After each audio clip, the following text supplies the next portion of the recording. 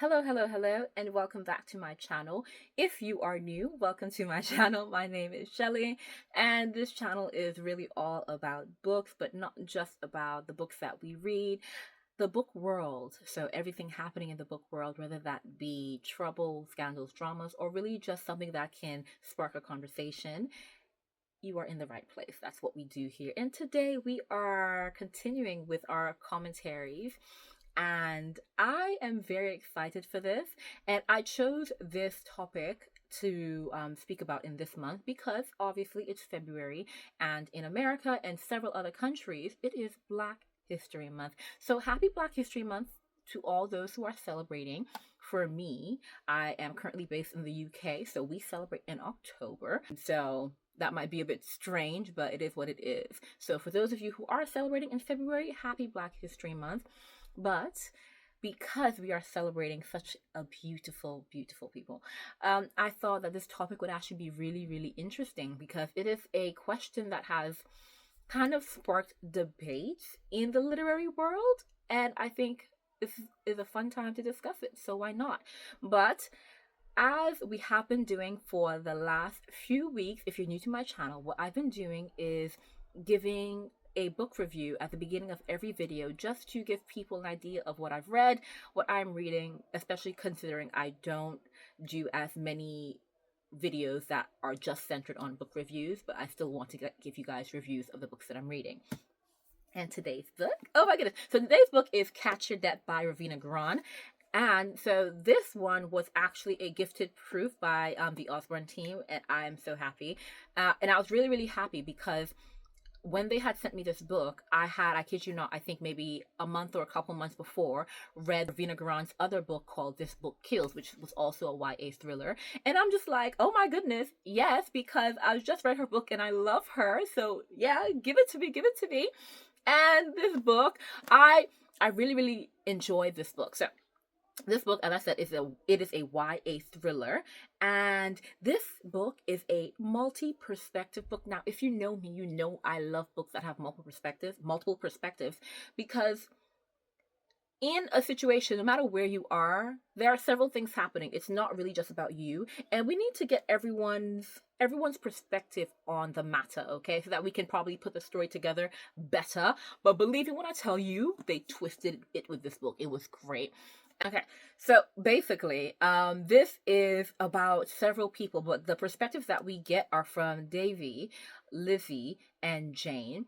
And essentially, we start with Davy, and she was in a snowstorm, and she was getting caught up in a snowstorm, and her car was breaking down, and so she comes up to this like mansion. She thought it was a hotel. And she goes and she's just like, oh, can I please make a phone call? Because, I'm stuck out here and I'm meant to be visiting my grandmother and yada, yada, yada. And it's not a hotel, it's actually the mansion of this really, really rich family. And she eventually recognizes them, and she's like, oh, I've seen them in the papers. And with going back and forth, she ends up having to stay the night with them. And Lizzie, her mother designs things, and her mother sent her to deliver one of her designs to one of the residents of that home, and she also gets stuck because of the snowstorm.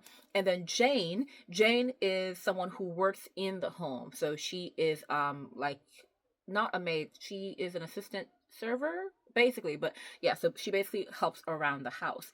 And so she was asked to stay the night so that she could help the other two girls settle in by the lady of the house, the missus of the house.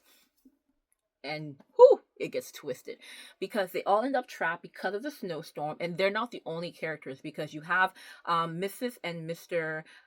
X, because I forgot what their last name was. And they look like they have a very contentious marriage. They have their daughter, and she looks like she's very like she's a little mouse. Like she can't stand up to herself. You can tell she's very attached to her dad, and she does not have the best relationship with her mom. She is visiting with her boyfriend. The mom can't stand the boyfriend, and the boyfriend is basically kind of a jerk anyway. So I'm on the mom side there. And then you have the dad's nephew, who was just visiting, his aunt and uncle. And the mom doesn't seem to like him all that well, but she doesn't like hate him. She just seems like indifferent / don't really care for you because you're from my husband's side. And like I said, they have a contentious marriage. And so all of these people are in this house, and so it's really chaotic from the get, and they're stuck in the snowstorm. And she's having like this dinner, and she's just like, I'm going to reveal a secret tonight, and I'm going to really just reveal which one of you people are snakes, essentially. And she doesn't make it through the night. She dies. It's wild. It's actually wild. And then so this book is obviously one, them going through the first night, because a lot of things happen in the first night before the murder happens, and then a bunch of things happen after. But what I really also appreciate about this book, it's giving a good girl's guide to murder, in the sense that we get interview excerpts, as in like it starts with interview excerpts, and it's interview excerpts throughout the book, as in the cops are interviewing Davy, Lizzie, and Jane throughout the book. And it's great. It's great, especially because it's split up into parts. So obviously, you know, the initial part, you know, them being in the house, the murder part, the post-murder part, and then like the after part, and then like a little small part for the trial. When you get to like part 3, oh, it's going to be a twist, and it's going to be like, oh, you know what, now it's making more sense. Because the first half of the book, yeah, I usually figure out a murder, but I couldn't figure it out. I'm just like, okay, I know who did it. But then I'm just like, oh, I suspect someone. And I was half right, essentially. But not fully, because there are more players involved in this that you did not expect, bro. And I think it's part 3 that the kind of revelation occurs. And the thing is, it's one revelation, and then there are other murders, and then there's another revelation and another revelation. So there's a lot going on in this book, and you're just like, oh, this is not going in the direction I expected it to go. And in the end, you're just like, okay. This book was great. It was great. I really enjoyed it. As you can tell. I usually try to be very, very like calm when I'm giving my reviews, because I have a habit of getting really, really excited sometimes. But this one, it was one of those ones where I'm just like, I wish it had a sequel, because it would be so much fun. But one thing I'm going to say is, Ravina Garan, once more, you've written a book that I absolutely adore, and so I cannot wait for whatever your next book is going to be, because it is sure to be absolutely amazing, and I am excited. So yeah, do pick up the book. I feel like I probably didn't give you guys the best review, because I probably didn't tell you too much about it, but I don't want to spoil it. But I probably didn't tell you guys too much about like the story in the page. Like, I thought the pace was really good. I thought the characters were great. Like, at first, obviously, because there's a lot of characters, it takes a while to memorize their name, know who's who, and then with a lot of characters, your suspect list just grows longer and longer, and with the amount of things going on, like, there's a lot going on. But such a good book. Such a good book. I'm so sorry. I don't want to spend this entire video doing reviews, because remember, it's meant to be a commentary, and the review is meant to be just a short part of the video, so I'm really, really sorry. Go and read the book for yourself and see it. So, gonna have to put this down, and you guys are gonna have to read it and see for yourself. But yeah, let's get back into the topic at hand. But first, let me calm down. Okay, Shelly, get it together, okay? Because this is a very, very serious topic, and I don't want us to get distracted by my giddiness, because it is not in line with the topic at hand, okay? So let me calm down. Okay, so me calm, let's get to the topic at hand, which is there such a thing as too much representation in books? Now, I know some people, especially knowing me as someone who advocates for people to diversify their bookshelves and diversify their reading, I know some people are just like, Shelly, you're not serious, right? Like, what type of topic is this? Or is this a joke topic and I'm just gonna say yes and keep it pushing? Absolutely not. You guys know I like to dissect and go through the depths of the topic themselves and actually analyze the different angles and such like that. So I want us to do exactly that today, okay? Because as literature, as it becomes more inclusive, which is good, some argue that an emphasis on diversity, it risks overshadowing storytelling and alienating certain readers. But let's be real, is this criticism valid? Okay, and I'm going to go through all the points before we come to conclusions of whatever. So we have to think about, is this criticism valid, or does it reflect like deeper societal biases? Because let's be real, we know society can be a bit biased.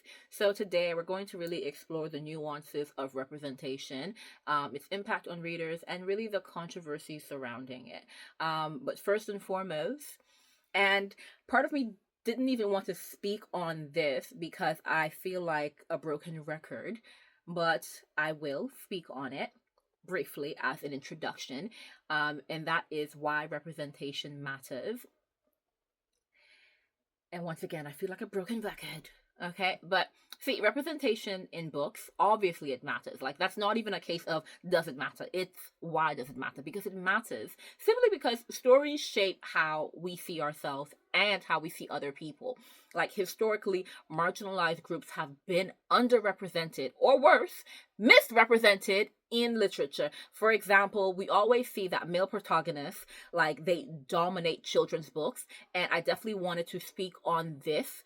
And I definitely will maybe in the future, but male protagonists, they dominate children's books, and male protagonists, they are overrepresented even in recent years all across the board. Like, they really are. And it's a bit annoying, but that's a trend that we see. Now, this lack of diversity, it can lead to what researchers refer to as symbolic annihilation. And this is where the absence or the stereotyping of certain groups, it reinforces the marginalization. And the thing is, it is not just about seeing yourself in a story. It's about feeling valued and included in society. And also beyond that, we have to remember, with especially a lot of people reading from a very, very young age and them being very impressionable, reading diversely or having diverse literature also allows people to build sympathy and empathy for people who are not like them. It gets them to actually recognize that the world is not like them. And so when they approach the world, they can approach it in a manner which is respectful of people who are not like them in whatever way, shape, or form. Another layer to this debate is the distinction between bad representation and meaningful inclusion. Okay? See, poorly executed representations, they can do more harm than good by reinforcing stereotypes. Even when people of color are included, their portrayals are often, they're often very heavily reliant on stereotypes, or they just fail to present them as fully realized individuals. And it raises an important question, which is the issue really about representation, or is it about which groups are being represented and how they're being represented? See, there's an author by the name of K. Tempest Bradford, and they write that bad representation is like finding water in the desert. It may seem welcome at first, but ultimately it leaves you worse off. And see, this underscores why diversity must be approached very, very thoughtfully with input, very, very important, from the communities being represented. See, and this is, I think, something that I addressed in one of our previous videos, the fact that some people, they'll speak about a culture which, is not their own, and we're not gatekeeping in that sense. We're not saying that you can't write another culture at all, but it's very, very important for do you care to be taken? It's very important for you to show proper respect, whether that be with sensitivity readers or, doing your research, getting informed by people within that culture itself. Respect just has to be shown so that you represent the culture properly. And a lot of times that doesn't happen. But the thing is, despite its importance, increased representation has faced backlash. So critics of representation, or increasing representation, what they claim is that focusing on diversity, they risk tokenism or dilute storytelling quality. And some people see a lot of merit to that conversation, because obviously you don't want tokenism, and you don't want the focus to solely be on including everyone to the point that you're sacrificing storytelling. But the thing is, these arguments, they often stem from discomfort with change rather than legitimate concerns about literature and about the integrity of literature and about the quality of literature. For example, we have seen quite a lot of book bans happening all over, and it targets works by authors like Toni Morrison or Angie Thomas, disproportionately affecting stories featuring marginalized voices. And these bans are often justified under the guise of protecting the children. But ultimately, what it's doing is erasing critical perspectives from classrooms, from libraries, and everywhere else that books are being banned. But the question really is, as we said at the beginning, can there really be too much representation? Is there such a thing? The short answer, no. And I feel like a lot of people are just like, I knew it! I knew where she was going with this. But that was a short answer, because let's be real, diversity, it enriches literature because it offers new perspectives and it challenges outdated norms, as we are seeing more and more with more diverse literature. However, it's essential to balance representation with authenticity and nuance. The real issue isn't an excess of representation, but rather resistance to it at all. As society becomes more inclusive, literature actually, we need to evolve to reflect this reality. Because let's be real, I will be the first to say, I have seen not just books, but just in media, where people, just like the critics say, they just throw every single person in there that they can find to say that, oh, we're having representation, or we're making sure that everyone is included. And it does dilute the story, because in that sense, the focus becomes on, oh, we have this person from this background, we have this person here, we have this person there, we have this person there, we have represented every single person. Yeah, but what is the plot about? What is the actual story? But the thing is, if you actually read books from marginalized authors, a lot of times it don't fly like that. It's not that we're writing a book and we're emphasizing what makes them marginalized. It's just that they are marginalized and the book has been written about them. That's it. That's usually the books. In the instances when overrepresentation happens, honestly, I feel like you are overcompensating for the fact that you weren't represented. And that, once again, that stems from the problem at hand in the first place, when you weren't represented at all and you're now overcompensating. You're representing so much. You're representing so much because you were left out so much before. And we can't blame the authors who do this. We can only blame the society that pushed the author to such a length that they had to do this, or they felt that they had to do this. But with looking at all of this, we have to now think about, what's the future of representation in books? And it lies in creating stories that are both inclusive and authentic. This means that we're amplifying voices from underrepresented groups while ensuring their stories are told with care and complexity, okay? Because I don't care to read a book where you're telling me, oh look, we have a Mexican. Oh look, we have a Native American. Oh look, we have an Indian. Oh look, we have a black person. Oh look, we have a white person. Oh look, we have this, we have that. Oh look, we have a disabled person. Oh look, we have a young person. Oh look, we have an old person. Do you see how annoyed you got? Because I got annoyed saying all of that. We don't want the storytelling to be focused on the fact that you have included everyone. We don't care for that. No. What we care for is that you're not shutting out people because of their background, because of their status as a marginalized individual.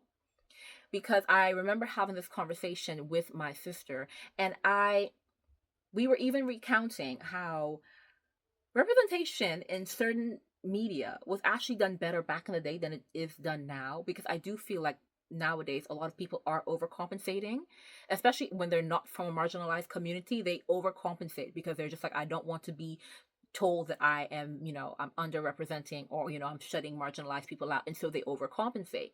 But can we think about back in the day? Do you guys remember Codename Kids Next Door? I don't know how young you guys are, but we were looking back. I think we were just being nostalgic, me and my sister, and we were just having fun. And it was a case of, you know what? I never clocked that number 1 was British, I never paid attention to the fact that number 5 was black.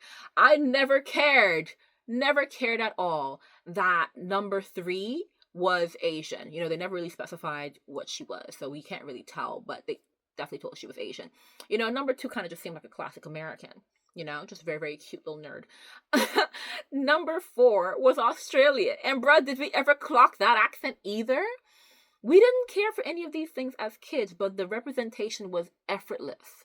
It was done because me as a young black girl, I could relate to number five. I could relate to how she related to her family. I could relate to how she acted. I could relate to, the hair, the braids. I could relate to it, But at the same time, I saw her interacting with all these other kids, who were from different backgrounds, and I didn't even notice it. But the thing is, when I was around people like, number three, number two, number one, number four, when I was around them in real life, it wouldn't have been weird to me to be around them, because I was exposed to how effortless and natural it is to be around people who are not like you. You see the benefits of effortless and natural inclusion. But you see, that's not overrepresentation. That was an effortless representation. Because the reason why we didn't notice that they were from all parts of the globe and they were doing everything but actually going to school and doing their work, which we loved, it was never mentioned. It was never mentioned. The plot didn't rely on them being black, British, whatever. It didn't rely on that. It didn't depend on that. It didn't direct the plot at all. Now, there are certain stories where the character's background, where the character's identity is integral to parts of the story, and in that sense, that's different. Your identity is integral to the story itself. But in a lot of books, that's just who you are, and it doesn't matter. We get to know who you are because obviously of the descriptions of how you look, of your experiences in life, what you've gone through, and we get to put those pieces together. But it's not every corner, it's not every page that you're turning that I'm reading, oh, I'm black in this, I'm white in this, I'm this and it's that. No. So that's what I mean when there's a line between, you know having inclusion and representation, but also being sure that it's authentic. you know we have to ensure that we still challenge overrepresentation where it exists. That's a very, very important thing, because yes, we want to challenge underrepresentation because it is prevalent. It is still prevalent in this day and age in books, and not just books, and other forms of media. So we have to challenge it. But at the same time, we can't ignore that there are some instances of overrepresentation, and we have to challenge that as well. But for the people who are trying to dog on representation, on us who are wanting more representation and wanting more diversity and wanting more inclusion, for people who are trying to dog on that concept by, turning to whataboutisms and saying, what about those instances of overrepresentation? You are just trying to run away from the fact that there is a problem here by bringing us attention to something that honestly is still a consequence of the underrepresentation. Let's be honest. So whether that's white centric narratives, male dominated genres, or even in response to the underrepresentation, an overrepresentation of inclusion, which sounds weird. We have to make space for everyone at the literary table in a way that is authentic, real, and honors, great storytelling. So really, when we speak about this, and when I'm speaking about this, when we're talking about representation, we're not talking about quotas or ticking boxes. It's just about reflecting the richness of the human experience. Let's be honest, guys. Because by embracing diversity in literature, what we do is we create a world where everyone can see themselves in stories and feel valued. And that's what we want. That's one of the most beautiful things in literature. And not just everyone can see themselves and feel valued, but to those of us who we're seeing other people, we can grow in our empathy. We can grow in, our knowledge of other cultures. And so this world can be that much more respectful, because we're definitely losing the respect that we should have for people, and it's not okay. So when it comes to, is there such a thing as too much representation? Like I said, the short answer is no. And there are some nuances, but the short answer is no, and that's the answer that we're going to just give. Short answer is no, and we can have a discussion on the nuances. Because let's be honest, we can't keep doing this. We can't keep doing this in this day and age. It is big, big 2025, y'all. We can't keep doing it. And going forward, definitely, I love that we're seeing more marginalized authors get their flowers. Love that we're seeing them come out.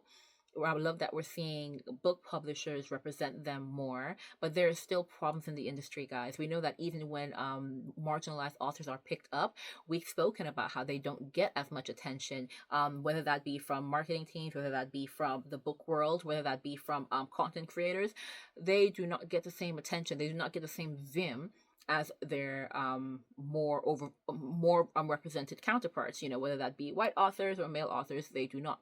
And so there's still work to be done, but you know what, we have time and we can do the work, and we should be doing the work, because at the end of the day, like I said, we'll create a world where everyone can see themselves in stories and everyone can feel valued. But let me know your thoughts in the comments, and let's just keep the conversation going. But until next time, I will see you soon.